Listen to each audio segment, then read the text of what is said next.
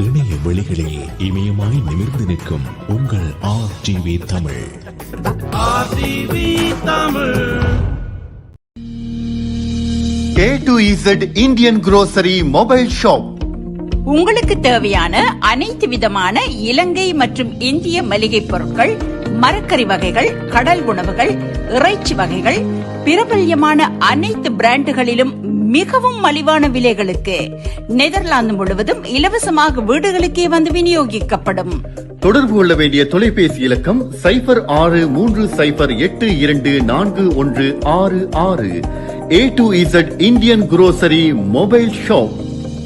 இனி நேரமும் மிச்சம், காசும் மிச்சம்.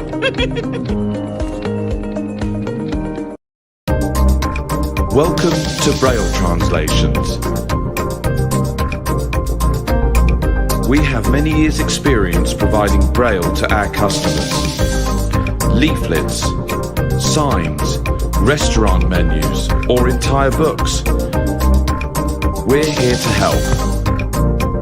We can also provide Braille in many world languages, and no matter what the job, big or small, we can assist you with your needs. Please call us on 0800 019 0946 or visit our website at www.brailletranslations.co.uk. That's www.brailletranslations.co.uk.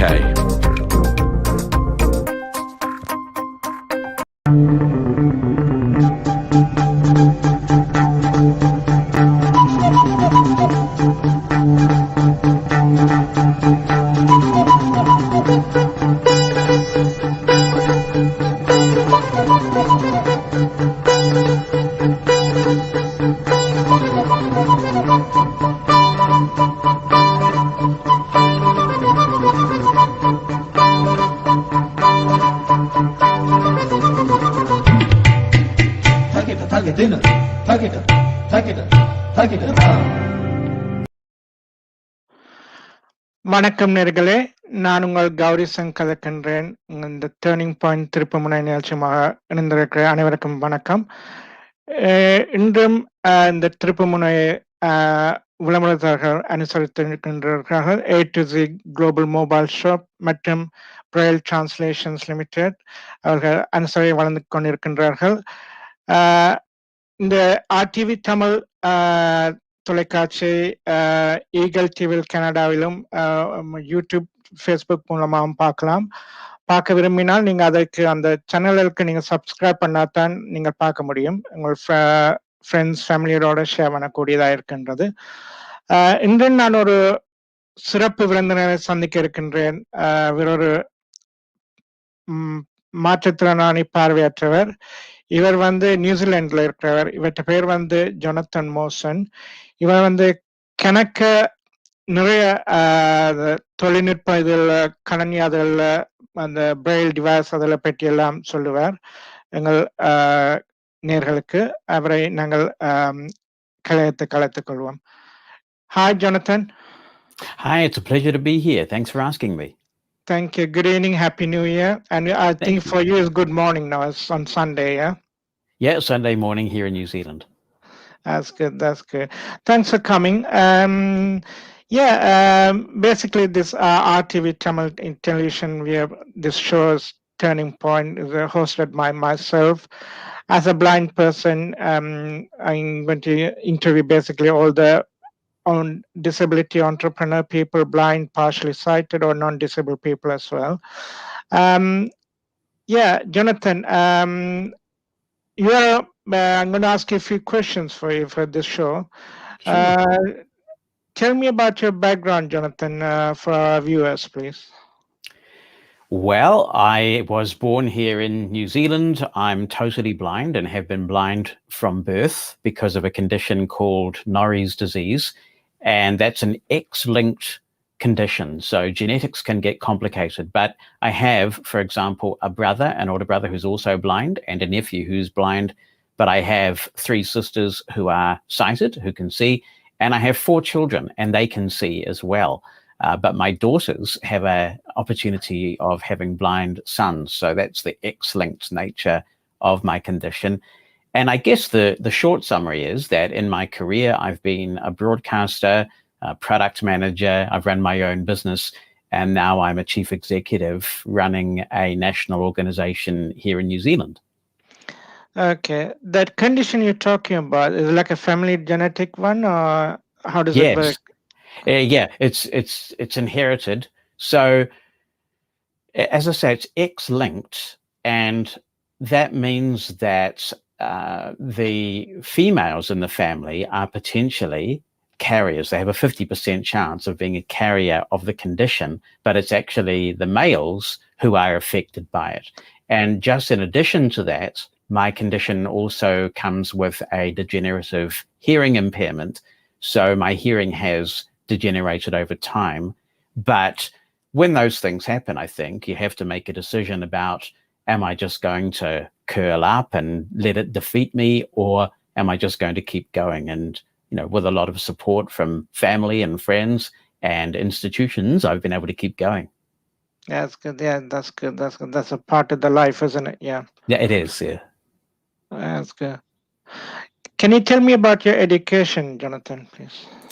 Sure. I went to a school for the blind in New Zealand. It was the only school for the blind in New Zealand at the time. And my parents made a lot of sacrifices for me. They bought a house close to the school for the blind so that I could go home every night.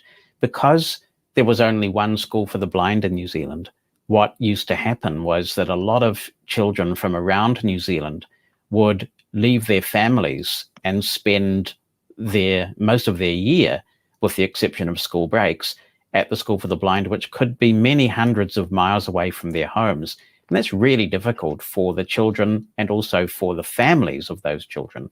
So my parents were able to buy a house, and they weren't wealthy people, they're working class people. My dad was a poultry farmer for a long time, and he eventually worked at a factory, but they just felt that that was the right thing to do so that I could go to school every day and come home at night.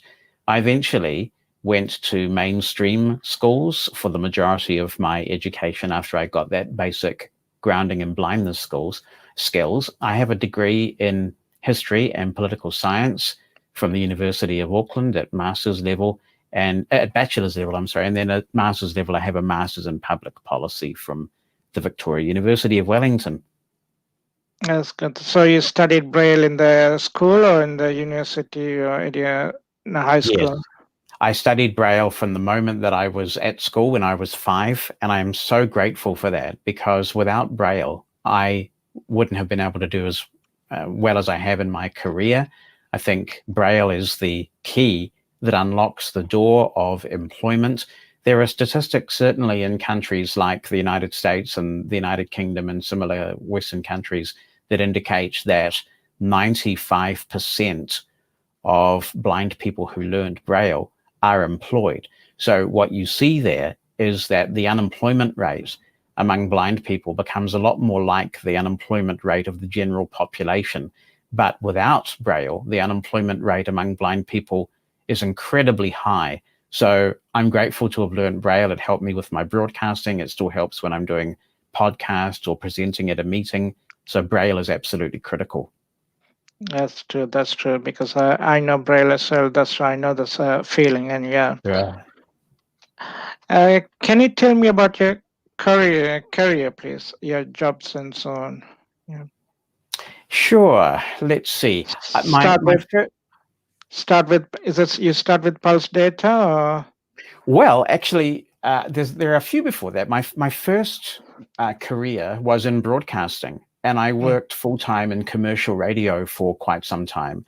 And that's what I always wanted to do. So I've been on the radio in New Zealand since I was 4 years old, because I would call into a talk show that was on back then.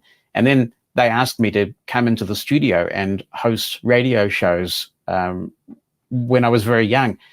And so when I was a teenager, I was really determined to have a career in radio. So I decided that I would set up a radio station that was run by blind people, and it was based at the School for the Blind, and it was a temporary station that ran for 2 weeks in 1987 and another 2 weeks in 1988. And when I got that radio station going, we funded it fully through commercial revenue. So we didn't expect charity. We went out and we generated all the income from advertising. And then I contacted all of the radio people I could think of, broadcasters, managers, anybody who had an interest in radio, and got them to come out and meet me. And that meant that when it was time for me to look for a job, I knew a lot of people in radio. And so I worked in radio for a while, doing interviews, sort of music work, that kind of thing. Eventually, I worked for the Foundation for the Blind, as it was then, as a service advisor, and became their manager of government relations. So I spent 6 years as an advocate for blind and low vision people in New Zealand, and we got a lot done. We actually passed a copyright law, which meant that it was no longer necessary for Braille and talking book libraries to ask for the permission of the copyright holder to produce material in Braille or audio. And that was a big deal. And that actually started the ball rolling that has ultimately led to the Marrakesh Treaty. So I'm really proud of the role that I was able to play and that New Zealand was able to play in getting that process started. We also got the law changed that at that time prevented blind people from serving on a jury, and a number of other really important legislative changes. So I enjoyed that advocacy work very much. And I then started ACB radio because I really missed the radio a lot. And it kind of gets in your blood.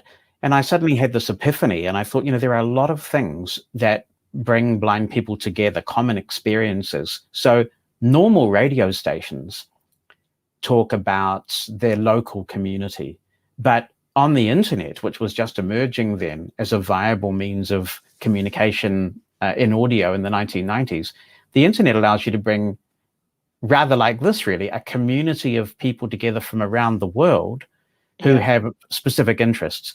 And that's why I started an internet radio station. Ultimately, the American Council of the Blind contacted me, and I started ACB Radio with them in 1999. And I think I should just stop there in case you've got any questions on before I go on. Yeah, it's quite interesting subjects you're talking about. It's quite fruit talking anyway. So you're saying the ACB radio. Before that, you're doing a blind line. Is that right? Internet radio. Yes. I started my own internet radio station and did that for a wee while, and that's how ACB learned about me. And ACB was thinking of starting their own internet radio station. And initially, they contacted me and they said, "Would you like to be a consultant and show us how to do it?" And I said I'd be really happy to do that. But coincidentally, I was at that time the president of New Zealand's blindness organization, the Association of Blind Citizens of New Zealand. Mm-hmm. And we had Paul Edwards come to New Zealand as our guest speaker for one of the conferences. And Paul was president of the American Council of the Blind. And so he was here when I had a bit of a change of employment circumstances. And he said, well, if you're at a bit of a loose end, why don't you come and set up and run ACB radio for us? So I think it was meant to be. The timing was really fortunate. Yeah, it is. Yeah. So, that's quite interesting with the media. I'm interested in media. That's why I'm doing the show anyway. So I think most of the blind people I know, they like the media broadcasting either or radio or TV, isn't it? TV, they don't get a chance. I think most of the time the radio. What do you think? Yes, I agree, because it's a medium that blind people can totally consume. There's nothing that we're left out of. And that's another thing that I'm really proud of with some of the internet radio projects that I've worked on, is that a lot of blind people do know what good radio sounds like. So we've been able to set up a number of volunteer projects where blind people with minimal equipment have been able to fulfill a bit of a dream and do their own internet radio show on stations like ACB Radio Interactive or Mushroom FM or whatever it is. And with the internet, people can do quite respectable quality broadcasts from a bedroom with a pretty basic computer and a mic headset. And I think that's absolutely fantastic that it's opened up this world of broadcasting to blind people. That's good. That's good. We'll come after a small break and we can talk more about it, okay? Sure. Thank you. A to Z Indian Grocery Free Home Delivery. अब पाएं सभी भारतीय और श्रीलंका की grocery, सब्जियां और sea food और भी बहुत कुछ सिर्फ A to Z Indian grocery home delivery पर, वो भी किफायती दामों में। और इतना ही नहीं, पाएं मुफ्त होम डिलीवरी पूरे नीदरलैंड में कहीं भी। तो देर किस बात की, अभी ऑर्डर करने के लिए या अधिक जानकारी के लिए संपर्क करें 0630824166 पर। अब A to Z Indian grocery home delivery के साथ अपना समय और पैसा दोनों बचाएं। Welcome to Braille Translations. We have many years' experience providing Braille to our customers. Leaflets, signs, restaurant menus, or entire books. We're here to help. We can also provide Braille in many world languages. And no matter what the job, big or small, we can assist you with your needs. Please call us on 0800 019 0946 or visit our website at www.brailletranslations.co.uk. That's www.brailletranslations.co.uk.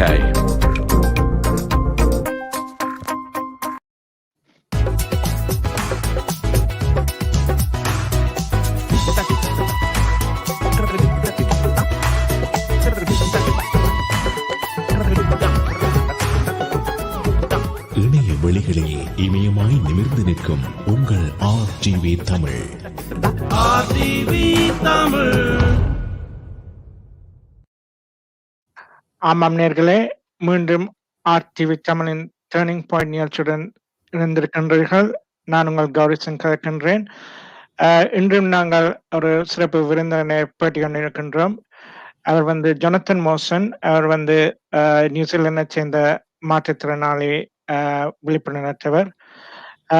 இன்றும் உங்கள் நிகழ்ச்சிக்கு அனுசரணை வழங்கிக் கொண்டிருக்கின்றார்கள் A2E global mobile global shop மற்றும் Braille translations limited.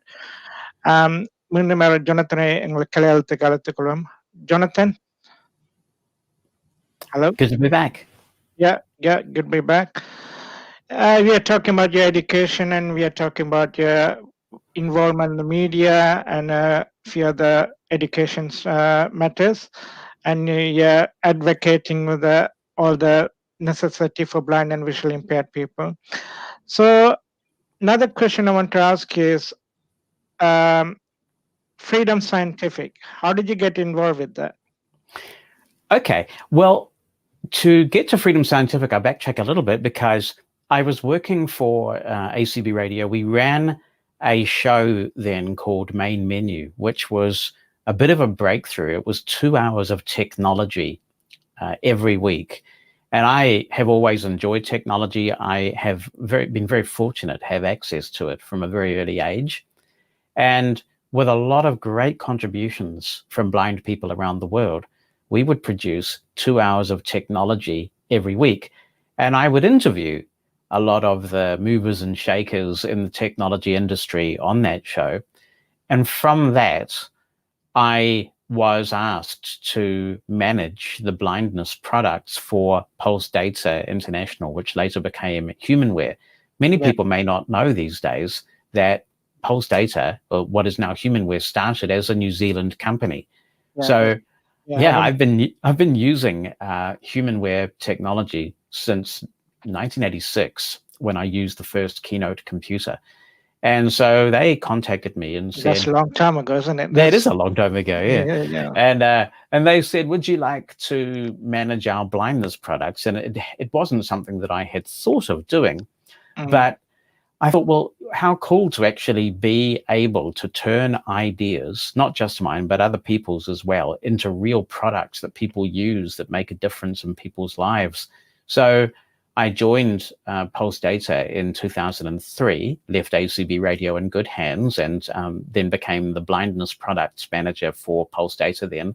And a lot changed quite quickly because unfortunately in August of 2005, the founder of Pulse Data, Russell Smith, was killed in a light plane crash. Yeah, I heard about that.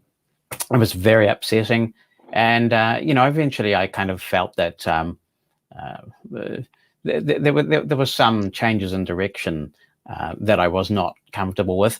And so eventually in 2006, in September of 2006, I joined the team at Freedom Scientific and looked after their blindness hardware for about 7 years, and then also stayed on to manage their social media and podcast while I set up my own business. So it was great to be working with some of the legends in the industry and working with products like JAWS and PackMate and Braille displays. And it was a really great experience. That's good. So you've done some instruction manual for the blind community as well, audio instruction manual in JAWS and so on. Is that correct? Yes, my role was mainly involved with the hardware, but obviously Eric Damry, who looks after still the JAWS product line and has done since the 1990s, realized that I'm a user and a pretty proficient user. So, he would often seek opinions or advice. I would work with him on producing FS casts for material like what's new in each version of JAWS. And so it's great. I look at some features of JAWS that I had a little bit of influence in, and I think that's really exciting to have had the opportunity to do that. And at Pulse Data, there were a number of products that I launched, including the Braille Note Empower, which was the product that I was involved in building with a great team of developers that they had then, and also the Brilliant line, Braille Note PK. So it was a very exciting thing to be a part of. Yeah, that's good. That's good.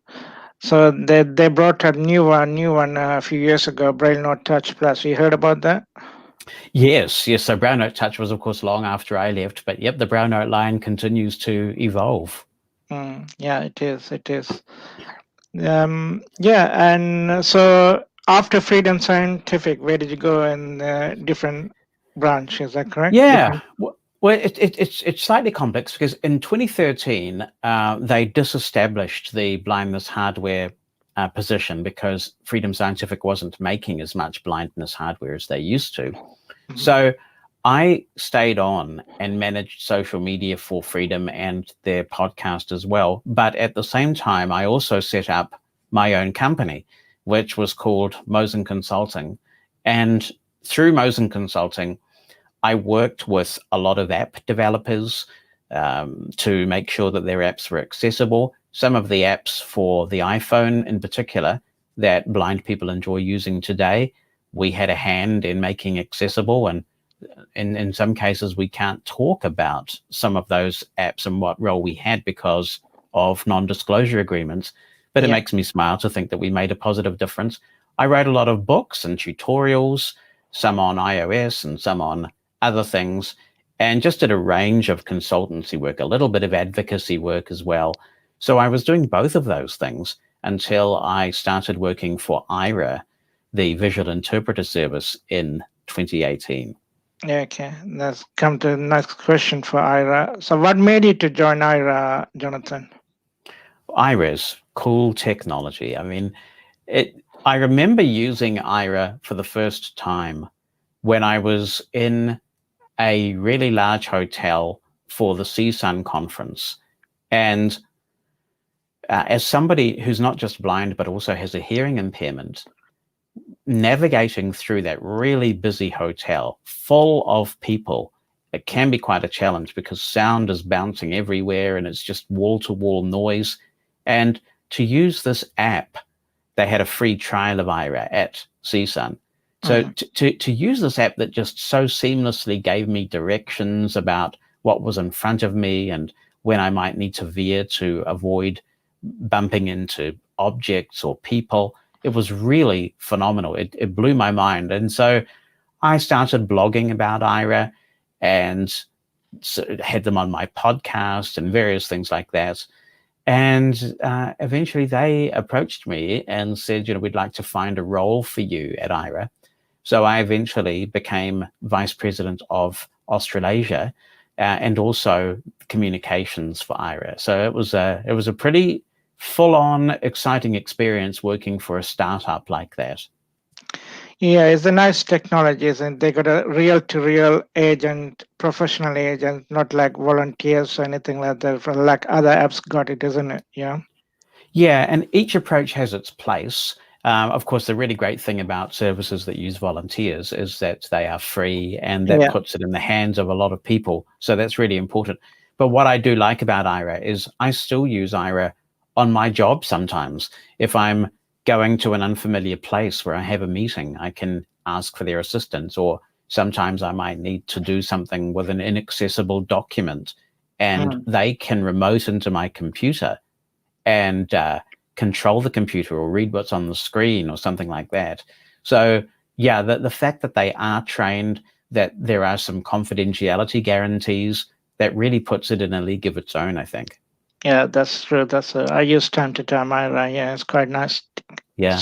Nice app anyway. Yeah. Mm. So the tutorial, can you tell me about the tutorial consultancy you did? What kind of tutorial you done?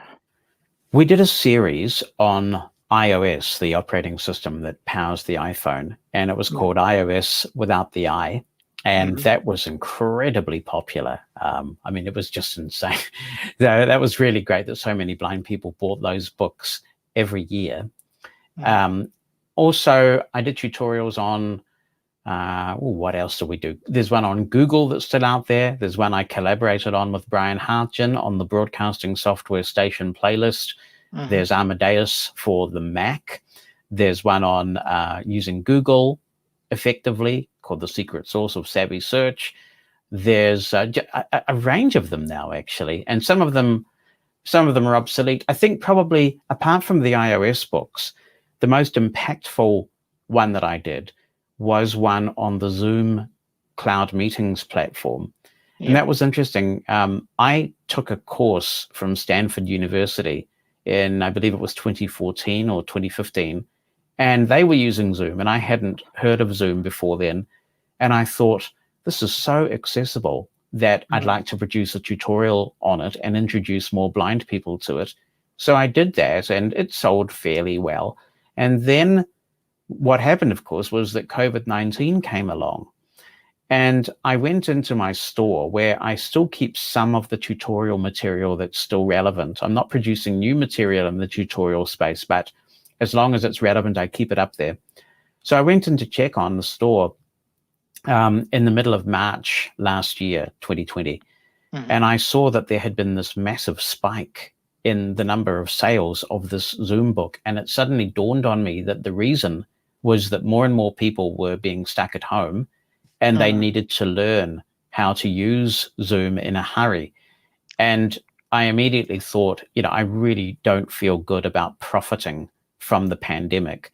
So I went back and I refunded everybody who'd purchased the book, and that was quite a lot of people, from February onwards. And then I just made the book free so that anybody who suddenly found their life circumstances had changed and they needed to learn how to use Zoom could do it for free. Yeah, that's good the good gesture from you, Jonathan. Thank you very much for that. I got it from that anyway, the Zoom tutorial. Yeah, it's quite nice. Great. Yeah. So you still doing the free tutorial for Zoom, or you stopped it now?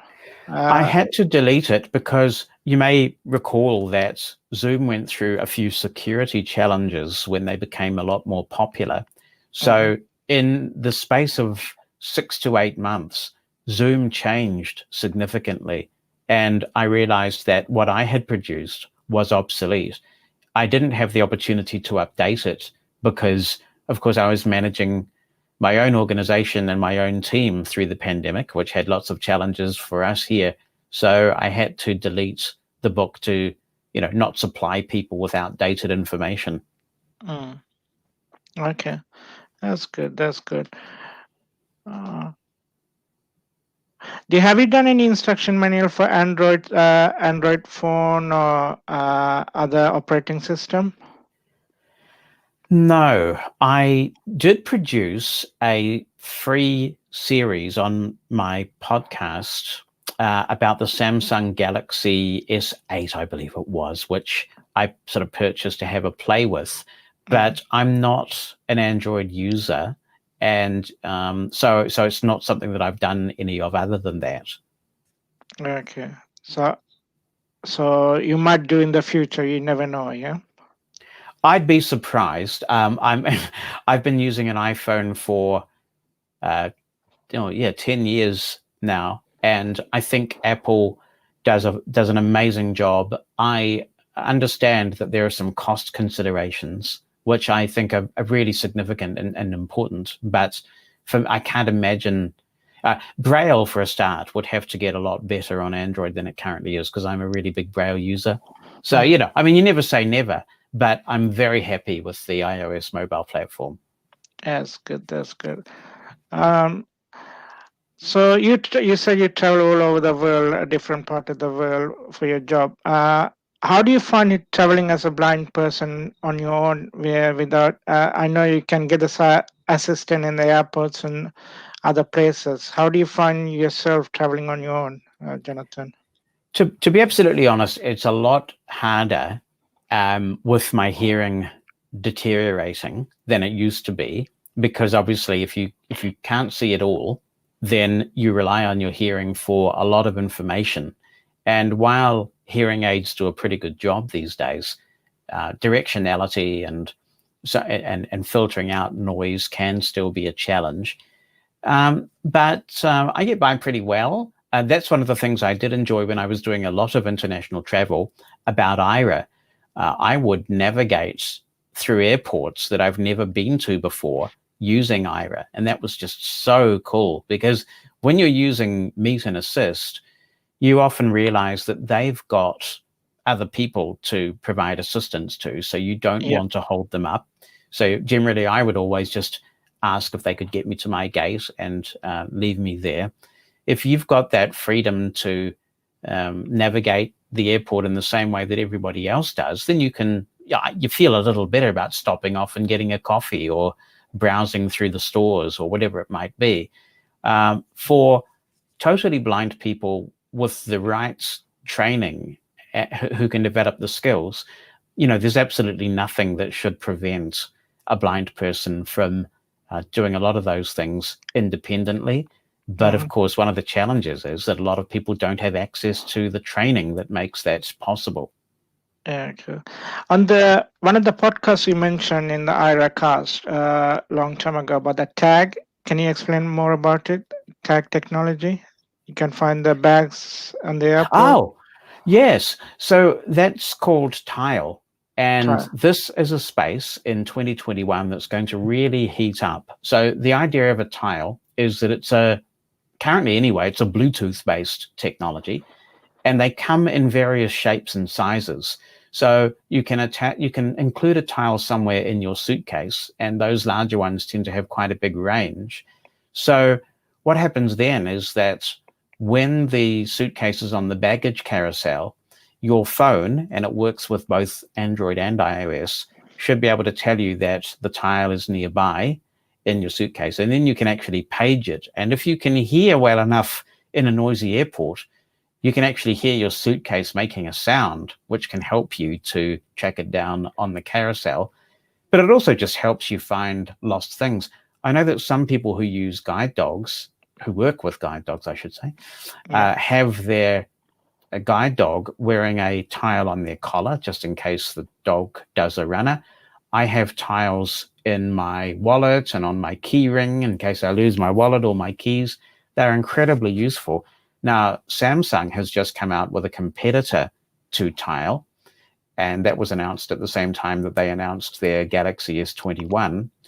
And Apple, the big thing for many of us is that Apple are going to be introducing a product we expect sometime this year called Apple Tags. And that's going to use the wideband chip in iPhones, which will mean that locating a lost device can be a lot more precise. So you are going to see a lot of evolution in these tracker products in the next few months. Okay, that's good. So is the tile is expensive to buy as a blind person point of view? What do you think? I'm just trying to remember. I think some of them are like 30 or 40 US dollars, and they last a long time. The new tiles have replaceable batteries. And so when it goes flat, and it normally takes about a year for it to go flat, you'll get a notification, and they just use these little round batteries that you can buy anywhere, and you can go for another year. I may be hopelessly out on the price. I don't recall. I've had my tiles for a while now. Yeah. That's fine. That's fine. Yeah. Jonathan will come after the small break and we can continue our chit chat basically. Okay. Thank you.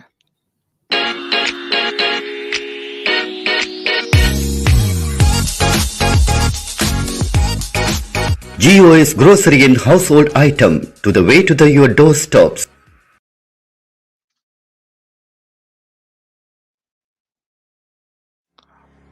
GOS grocery and household item. கல்லொலிவை கிராமத்தில் சில்லறை விலைகளில் பொருட்கள் அனைத்தும் துரிதமான சேவையில் உங்கள் வீட்டுக்கே விநியோகிக்கப்படும்.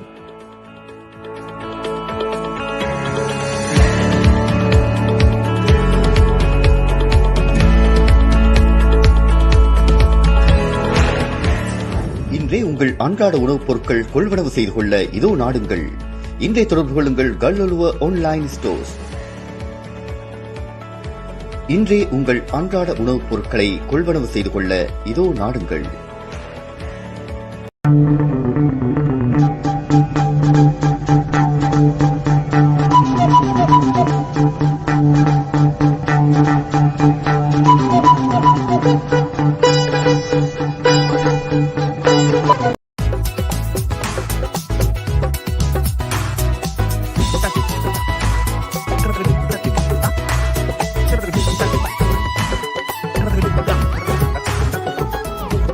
இணைய வெளிகளே இமயமாய் நிமிர்ந்து நிற்கும் உங்கள் RTV Tamil.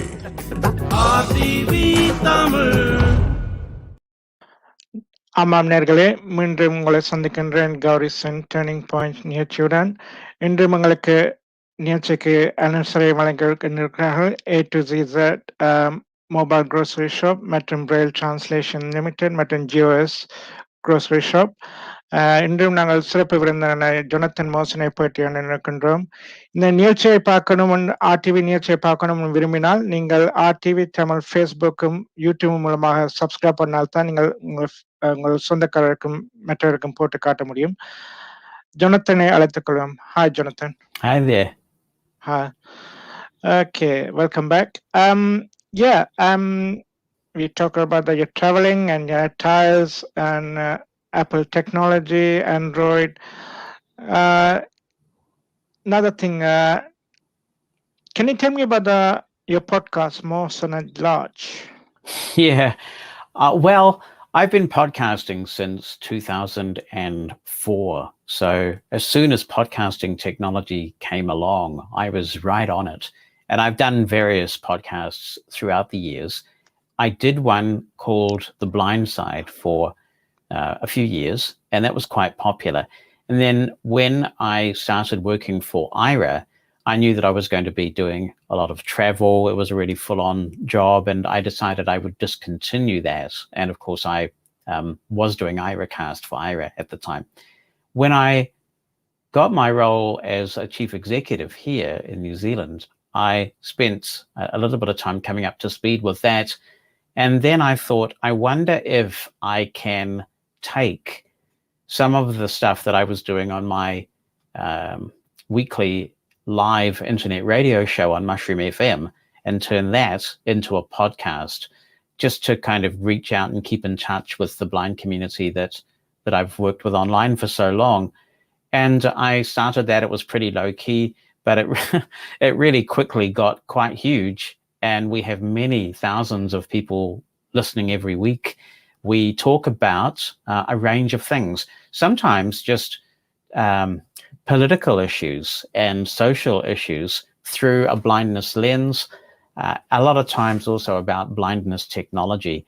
And the thing I really like about Mosen at Large is that we get a lot of listener interaction. We get many emails, voice messages, that sort of thing, from listeners all around the world who have questions or comments. And so it's a wonderful way to bring the community together and talk about a wide range of things. So it's I'm really proud of what we all created together. And it's really thanks to the community around the podcast rather than me specifically. That's good. That's good. So you're still doing the Mosen at Large, yeah? I am. As we put this show together, as you and I talk, I'm coming out of a month break. Yeah. But that's a sort of a New Zealand tradition. But yes, Mosen at Large is definitely still a thing. And we've got lots of really interesting episodes planned for the new year. That's good.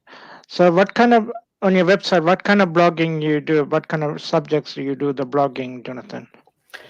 I don't do as much blogging as I used to, but mainly I blog on blindness-related issues. I guess the podcast has sort of replaced some of the things I used to talk about on the blog.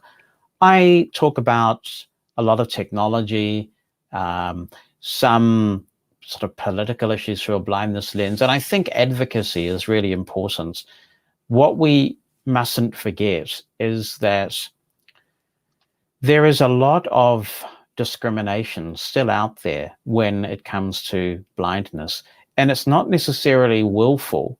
It's that you look at a lot of surveys that are out there, and blindness is very much a feared disability because people close their eyes and they think, if I didn't have any sight, if I couldn't see, I couldn't possibly function. And we get this with employers as well, where a blind person applies to do a job and the employer shuts their eyes and thinks, man, if I couldn't see, there's no way I could do this job. So it's not so much willful exclusion, it's just ignorance. So it is important when we encounter those things to challenge them, because things don't change unless you constructively advocate for them to change. And Louis Braille himself, for example, experienced a lot of resistance at the school that he taught at in Paris when he devised his system. And a lot of sighted people told him that blind people should be reading raised print letters and that his code was not a good idea. So, you know, we really have to just, in a firm but constructive way, make our voices heard. And so advocacy is still very important to me. Yeah, it is. Yeah. So yeah, it's quite a lot of things going on all over the world. They're not supporting disabled people. It's kind of difficult discrimination, isn't it? Yeah.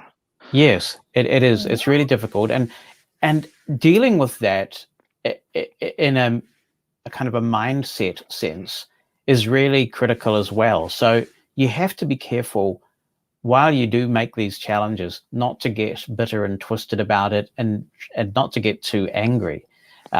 That's one of the things that meditation in recent years has really helped me with, that you can advance the cause without necessarily getting too uptight about it. Yeah, it is. Okay, we can go along more about it in long time. We can ask you a few more questions. Other subject about the Mushroom FM. Can you tell me, when did you start this Mushroom FM? Well, Mushroom FM was a bit of an accident. I started Mushroom FM in 2010. I was going to set up a server where I could just do my internet radio show every week. And when I was in the process of doing that, quite a few of my colleagues and friends that I'd met through internet radio broadcasting said, hey, can we come too? So before I knew it, I had started an internet radio station that I never really intended to start. And Mushroom FM it's a great team of people. I'm proud of the quality of the material that we produce.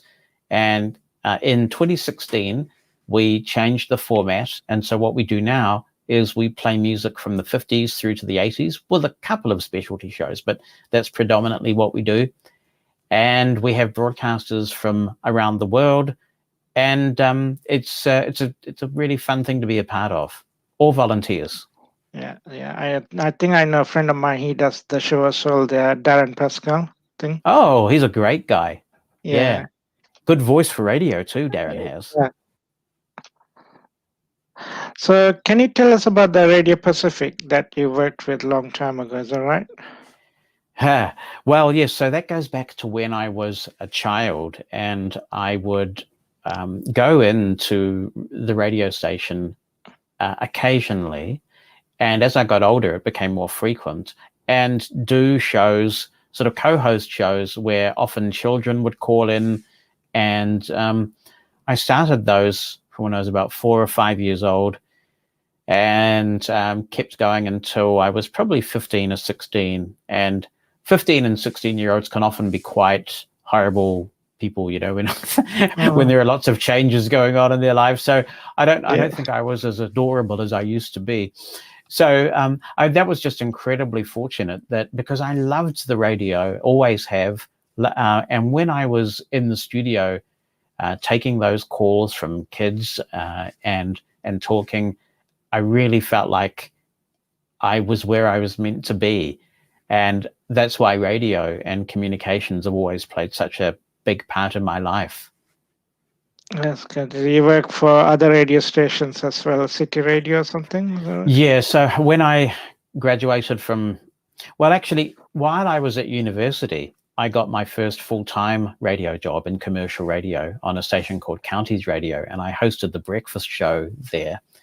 And eventually worked my way up on several radio stations to the point that I was a program director as well. So I was the supervisor of all of the announcing staff. And these are just mainstream radio stations in the marketplace here in New Zealand. So yeah, I worked for several commercial radio stations full time. We were going through a really crazy period in broadcasting in New Zealand in the early 1990s, where the industry had been deregulated substantially. And my then wife and I were looking at starting a family, and we just got to the point where we realized, moving up and down the dial, radio stations changing owners all the time, it wasn't the most stable thing to be doing. So that's how I got into other things and eventually got into the advocacy work. But, now I feel like I'm really fulfilled in the sense that I can hold down my role as a chief executive and still do a little bit on Mushroom FM and do the podcasting. So I kind of feel very fulfilled about that I'm doing what I'm meant to be doing. That's good. That's good. So just for our listeners, viewers, can I ask you, is your wife blind as well, or is she sighted? Yes, my wife is blind, and she is from the United States, and she has a guide dog, and she's great. She's articulate. She used to do public relations for the Seeing Eye in the United States. So a lot of people in America know her because of her Seeing Eye work. And we're best friends as well. She's great. That's good. That's good. So what kind of braille devices that you use now, and which is the cheapest device if people want to buy, if people can't afford it? For example, I'm talking about India and Asian countries, actually. I think if you're looking at things from a cost point of view, the lowest price, the most affordable devices that I'm aware of would be the Braille Me and the Orbit reader. I don't own those myself, but both of them seem to be really good, credible products. The one thing I would note about the Orbit is that they can be a little noisy when you scroll the Braille display, and depending on the work you do, that may or may not be an issue. But gosh, I'd rather have a Braille display that made a tiny bit of noise than not have a Braille display. So, Orbit got produced by a consortium that was determined to make Braille more affordable and put it in the hands of more people. And I believe the Braille Me is similar, but I've not used that myself. For a long time, because I was working in the industry and working for Freedom Scientific, I did use Focus Blue Braille displays, and they're great displays. Recently, I have begun using an APH Mantis as my primary Braille device. And the reason why I like the Mantis is that it has a QWERTY keyboard. And one of the things I would say about iOS and VoiceOver is that the contracted Braille translation, when you're inputting material into the device, is quirky and idiosyncratic. So being able to just type with a QWERTY keyboard, like a standard laptop, but have a Braille display on the front, that's really good. So yeah, I'm really thrilled that Braille is a lot more affordable than it used to be, but we've got a long way to go. It is. So I heard about a few years ago, APH produced Perkins House produced new Perkins Braille, lighter Braille Perkins. Do you know about that?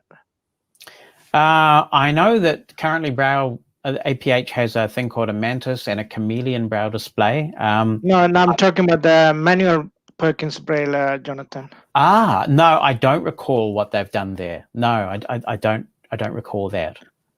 That's good. I heard about it. That's why I thought you might know anyway. Yeah. Well, you can't go past the good old Perkins, of course, for producing hard Quality copy dots. Braille. Yeah. We'll come after a small break and we'll talk more about it. Okay. Thank you. Okay.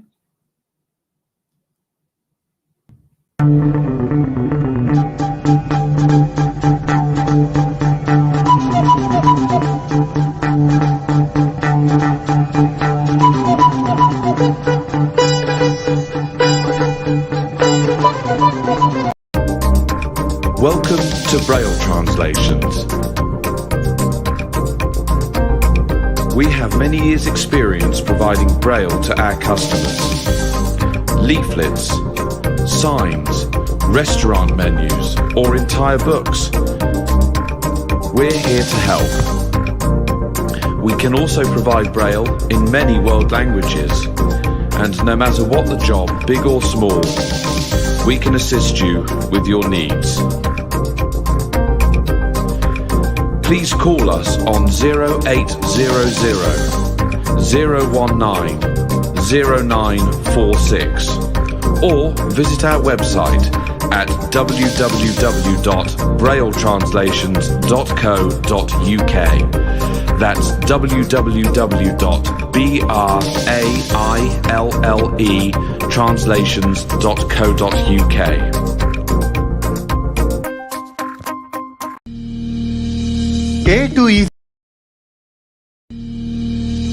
K2Z Indian Grocery Mobile Shop. உங்களுக்கு தேவையான அனைத்து விதமான இலங்கை மற்றும் இந்திய மளிகை பொருட்கள், மரக்கறி வகைகள், கடல் உணவுகள், இறைச்சி வகைகள், பிரபல்யமான அனைத்து பிராண்டுகளிலும் மிகவும் மலிவான விலைகளுக்கு நெதர்லாந்து முழுவதும் இலவசமாக வீடுகளுக்கே வந்து விநியோகிக்கப்படும்.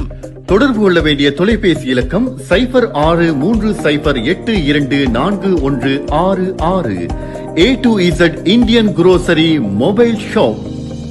இனி நேரமும் மிச்சம், காசும் மிச்சம்.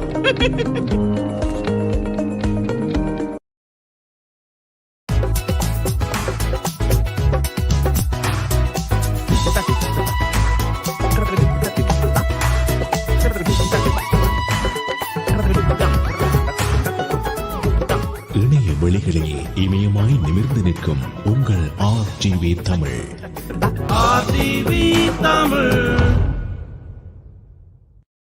நேயர்களே, இன்று மீண்டும் உங்கள் டேர்னிங் பாயிண்ட் நிகழ்ச்சியுடன் சந்தித்து கொண்டிருக்கின்றோம். இன்றும் நான் ஜொனத்தன் மோசனை பேட்டியுடன் இருக்கின்றேன். ஒரு சிறப்பு விருந்தினர், மாற்றுத்திறனாளி மற்றும் பார்வையற்றவர். அவர் எங்கள் அந்த டெக்னாலஜி, பிளைண்டாக்கள் பாய்க்கிற டெக்னாலஜியில பற்றி விளக்கி கொண்டிருக்கின்றார். இன்று உங்கள் நிகழ்ச்சியை ஸ்பான்சர் பண்றார்கள் A2Z மொபைல் grocery ஷாப் மற்றும் Braille Translations Limited மற்றும் GOS Grocery Shop. Jonathan, Yeah, hi, welcome back. welcome back. Welcome back. Um, yeah, we asked quite a lot of questions to you today, so going on.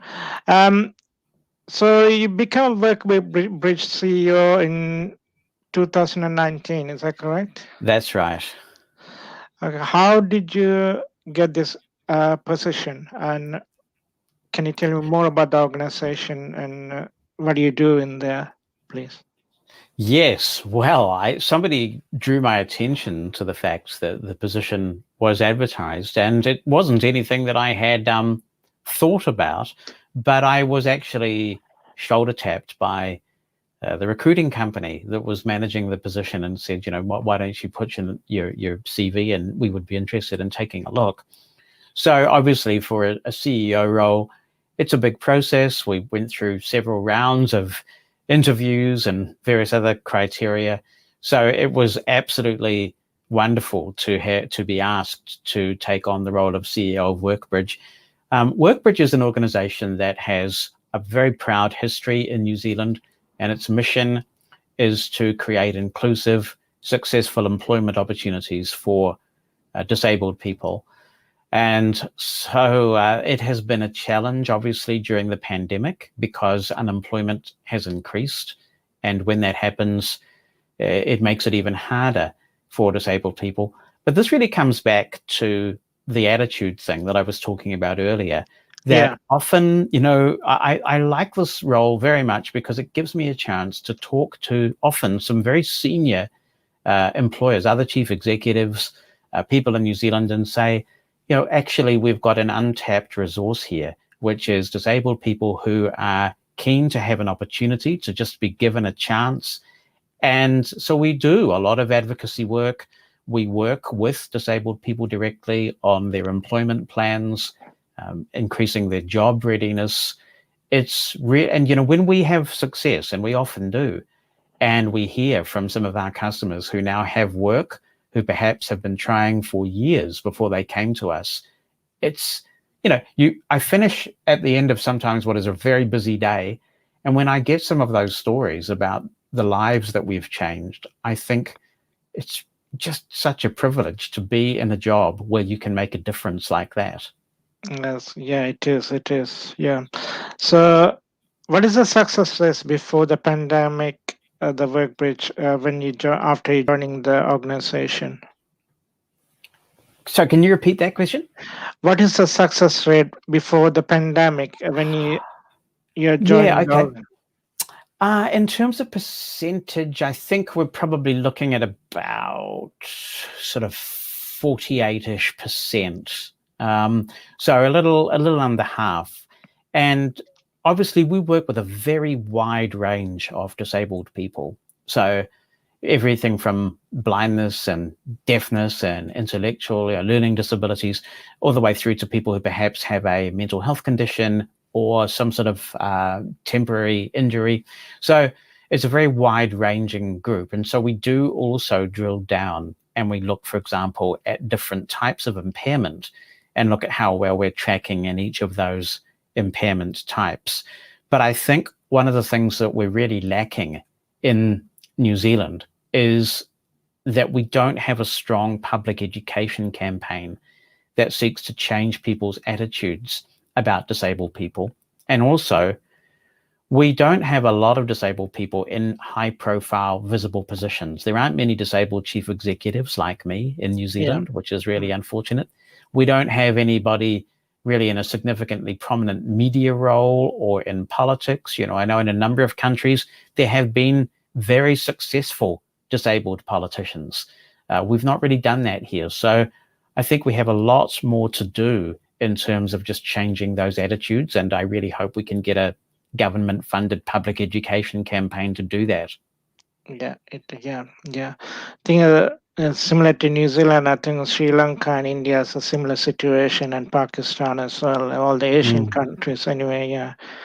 But they're getting there for hopefully, yeah.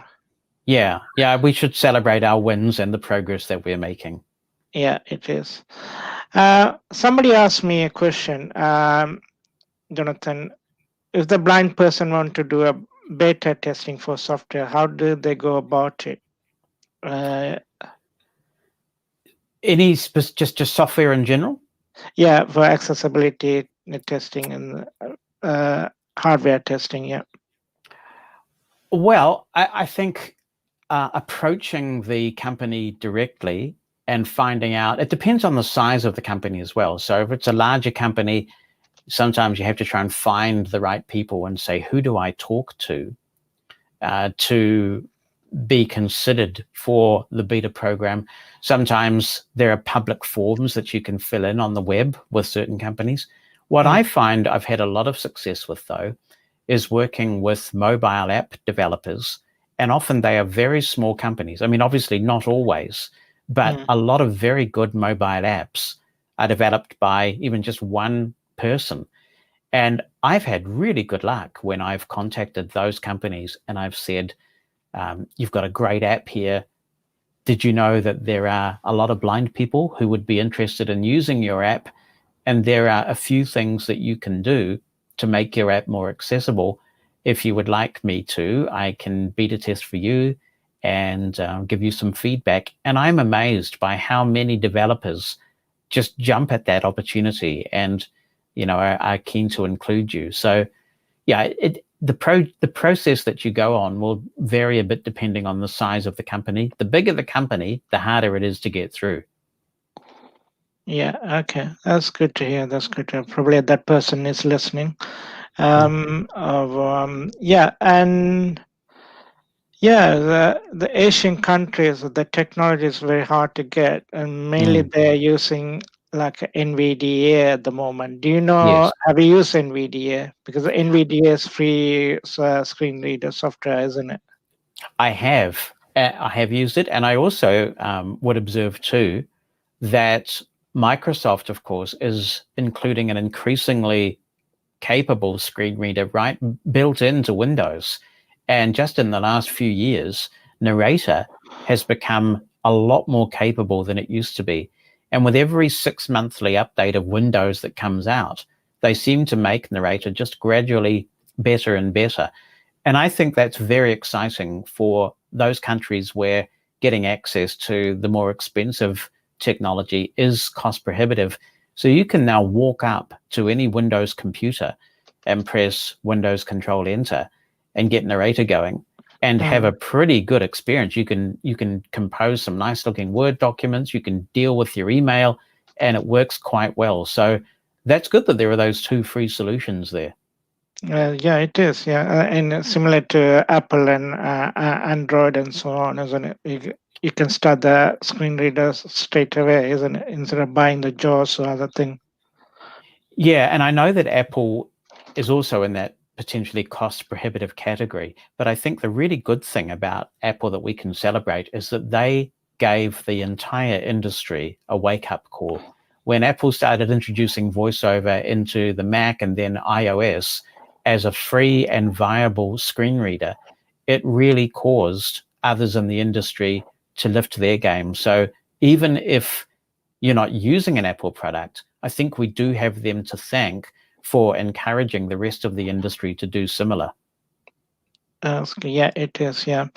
So another question is, you got your letters title MNZ, and what does it stand for, Jonathan? In 2019, the government made me a member of the New Zealand Order of Merit.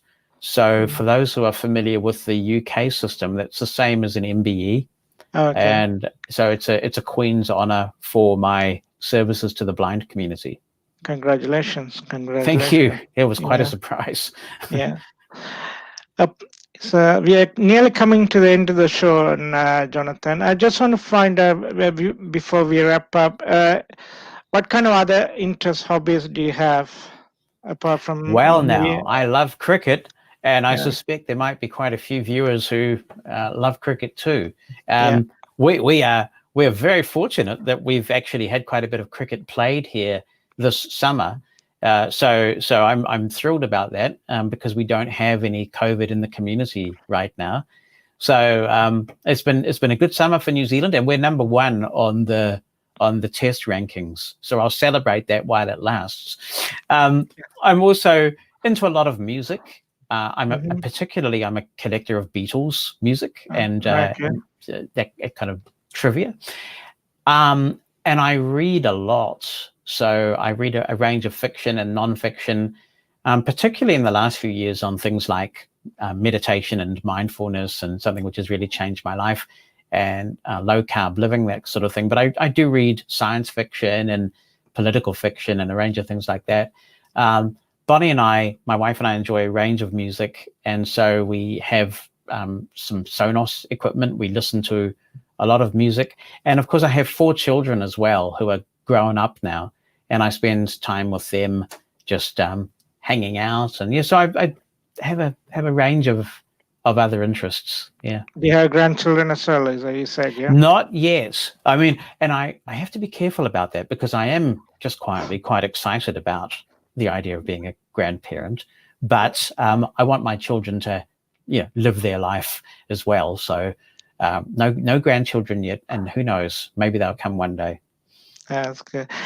Thank you very much for your time, Jonathan, all this time for doing the interview for our Turning Point show on RTV Tamil International.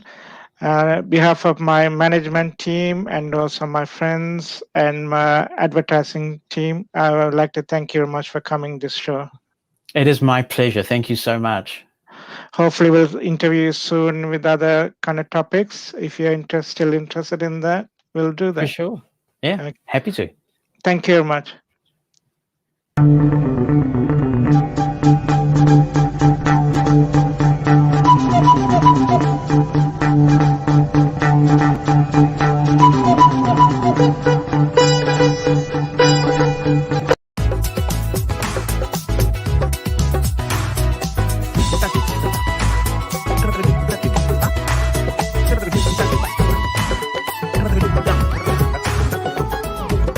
இணைய வெளிகளில் இமயமாய் நிமிர்ந்து நிற்கும் உங்கள் RTV Tamil.